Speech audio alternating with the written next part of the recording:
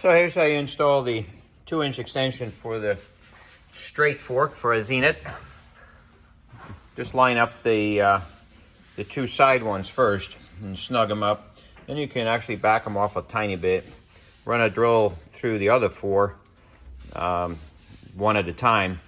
They will fit right out of the box, but there's no such thing as, if you want a nice tight fit to not have to ream the holes as you go along. Now, if you want to, you could obviously mark and grind the corners of this so that it matches.